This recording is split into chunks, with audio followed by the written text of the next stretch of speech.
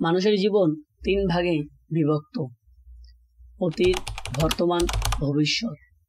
ভবিষ্যৎ উজ্জ্বল হোক, তা কোনো প্রকার ক্ষতিগ্রস্ত না হোক, এটা সকল মানুষের কাম্য। তো এই ভবিষ্যৎ উজ্জ্বল করার তরিকা কি? তার তরিকা হলো অতীতকে স্মরণ রাখা।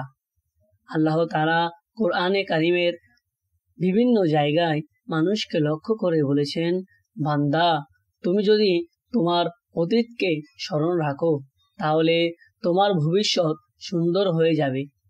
আর যদি অতীতকে ভুলে গিয়ে বর্তমানকে দেখো তাহলে তুমি ভবিষ্যতে ক্ষতিগ্রস্ত হবে।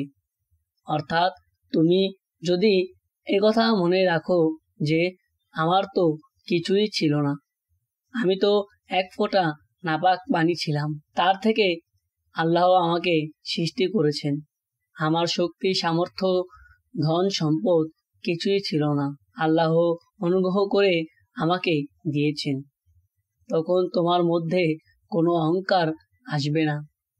আল্লাহর শুকর ও আনুগত্য করার তৌফিক হবে। আর যদি তুমি বর্তমানকে দেখো যে আমার তো অনেক কিছু আছে, আমার অনেক শক্তি সামর্থ্য আছে, তাহলে তোমার মধ্যে অহংকার এসে যাবে। আরাম আয়েশে ডুবে তুমি আল্লাহকে ভুলে যাবে, যা তোমার ধ্বংসের কারণ হবে।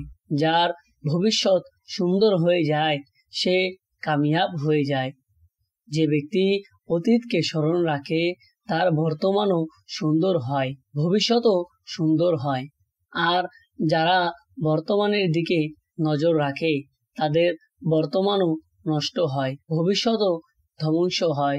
আমাদের বুঝ না থাকার কারণে আমরা দুনিয়াকে ভবিষ্যৎ মনে করি, তাই এই ভবিষ্যৎকে সাজানোর জন্য আমরা চেষ্টা করি, কিন্তু বাস্তবে আমাদের ভবিষ্যৎ তো আখেরাত, অথচ সে আখেরাত সাজানোর জন্য আমরা কোনো চেষ্টা করি না।